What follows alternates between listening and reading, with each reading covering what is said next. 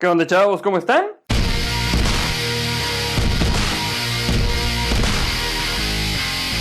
Cuando uno se encuentra estudiando en la adolescencia, es bastante común que en las clases de química se vuelvan especialmente complicadas. Después de todo, con sus más de 100 elementos, lo único que consiguen al pedirte que te aprendas sus propiedades es que sufras periódicamente. ¿No sería mejor tener menos elementos para estudiar?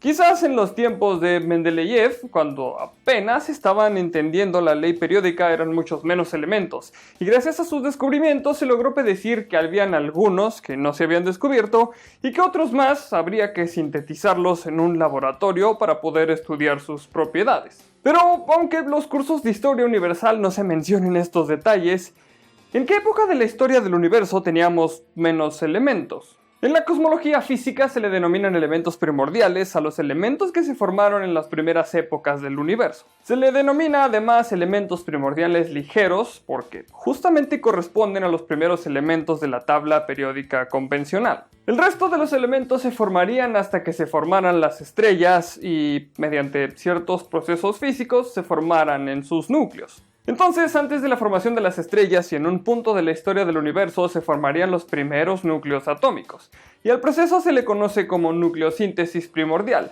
es decir, literalmente el proceso de formación de núcleos. En aquel momento solo contaríamos con el hidrógeno, el helio, el litio y el berilio, incluyendo algunos de sus variaciones, claro, pero esencialmente eran 4 elementos. Del núcleo atómico 1, 2, 3 y 4 respectivamente, pero ¿cuándo sucedió este proceso? Las principales características de la nucleosíntesis es que fue un periodo que duró unos 3 minutos a lo mucho. Es decir, que prácticamente todos los videos del canal duraron más que eso. El proceso comenzó después de unos 100 o 300 segundos después del inicio de la expansión del espacio, provocando que la temperatura y la densidad del universo estuvieran por debajo de lo que requería para la fusión nuclear. El hecho de que durara un corto periodo de tiempo es consistente con la no formación de elementos más pesados que el berilio, mientras que al mismo tiempo se permite la existencia de elementos luminosos incombustibles como el deuterio, que es una variación o más apropiadamente un isótopo del hidrógeno. Las abundancias relativas de estas partículas siguen argumentos termodinámicos sencillos, combinados con el hecho de que la temperatura media del universo cambia a través del tiempo. Para poder entender lo anterior es necesario conocer que por temperatura del universo nos referimos únicamente a una medida de la energía promedio del universo relacionada al movimiento, para no entrar en detalles de una definición más apropiada de temperatura. Así que es suficiente con saber que entre más se expandía el universo, su temperatura promedio disminuyó lo suficiente para evitar que los núcleos que comenzaban a formarse experimentaran fusiones nucleares por la colisión con partículas suficientemente energéticas. Quizá no fui lo suficientemente preciso, pero la imagen de que gracias al enfriamiento la formación de núcleos podía suceder es suficiente. Pero, ¿cómo explicamos todo esto? En el modelo estándar del Big Bang se ha determinado con precisiones sin precedentes en los experimentos de la física de altas energías. En particular se conoce con precisión por qué un neutrón libre deja de ser un neutrón libre en aproximadamente 15 minutos.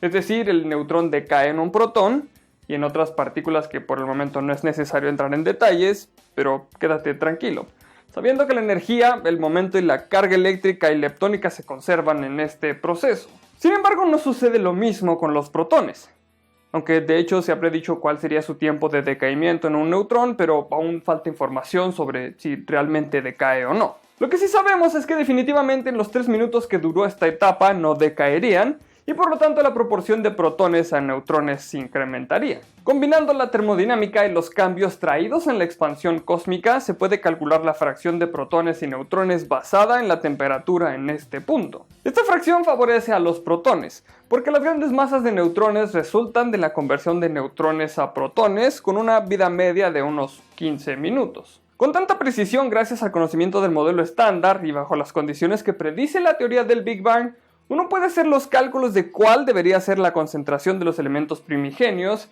y que al observar estas concentraciones en nuestros experimentos encontramos que las masas abundantes son aproximadamente una cuarta parte de hidrógeno 1, una cuarta parte de helio 4 y una 10.000ª parte de deuterio y una 10.000 millonésima parte de litio y berilio y nada de otros elementos. Sé que sumarían más de 100%, pero por eso dije aproximadamente. El punto es que el hecho de que las abundancias observadas en el universo son consistentes con estos números se considera una fuerte prueba y triunfo de la teoría del Big Bang. ¿Te parece difícil de creer que se conozca con tanta seguridad? Las leyes y las constantes físicas que gobiernan el comportamiento de la materia a estos niveles de energía están muy bien comprendidos e incluso la nucleosíntesis carece de las incertidumbres especulativas que caracterizan los primeros periodos en la vida del universo. Otra característica es que el proceso de nucleosíntesis está determinado por las condiciones en las que empezó esta fase de la vida del universo, haciendo que lo que ocurriera antes fuera irrelevante. En otras palabras, los modelos que describen y predicen estos procesos funcionan aun si no conocemos con exactitud qué sucedió antes, que es exactamente lo que sucede porque la cosmología aún tiene trabajo por hacer. La existencia de inhomogeneidades, es decir, que el contenido material y energético del universo en ese entonces no estuviera uniformemente distribuidos, habrían tenido una enorme repercusión en la nucleosíntesis primordial. Un segundo después del Big Bang, antes de todo lo que ya te conté, las reacciones que mantenían el equilibrio entre neutrones y protones se volvieron más lentas que la expansión. La proporción neutrón-protón se congeló en torno a 18 neutrones por cada 10.000 protones, aproximadamente. De esta manera, el mayor contenido de protones daría como resultado la abundancia de hidrógeno y helio. Es obvio cuando haces las cuentas de cuántos protones y neutrones tienen estos elementos. A los 10 segundos, los fotones dejaron de ser lo suficientemente energéticos para crear pares electrón-positrón. Se produjo una aniquilación de pares que dio lugar a una proporción de un electrón por cada 109 fotones. Este fue el fin de la era leptónica, dando lugar a la era de la radiación, que duró hasta unos 372.000 años de media tras el Big Bang, comenzando hacia 257.000 años hasta pasados los 487.000, momentos en el que la materia y la energía se desacoplaron completamente, a una temperatura de unos 3000 Kelvin y produjeron la radiación de fondo que podemos seguir midiendo en la actualidad. Supongo que recordando los cursos de química, en realidad un universo con solo 4 fantásticos elementos primordiales se vuelve más complicado por todas las reacciones subnucleares que podían ocurrir en esa parte de la historia de nuestro universo. Pero bueno, aunque complejo, no deja de ser menos interesante. Muchas gracias por ver este capítulo. Si el video te gustó y quieres ayudarme a seguir haciendo videos y a mejorar el contenido, si simplemente me quieres invitar a una cerveza por el buen trabajo, en la descripción del video te voy a dejar el link a mi Patreon.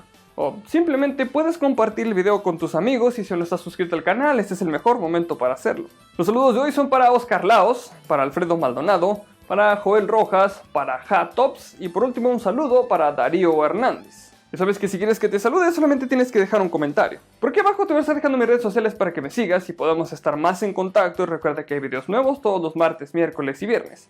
Recuerda también darle click a la campanita para que te lleguen todas las notificaciones de los videos. Solamente me queda recordarles que mi nombre es Arnoldo Montaño y como siempre, nos veremos en el futuro.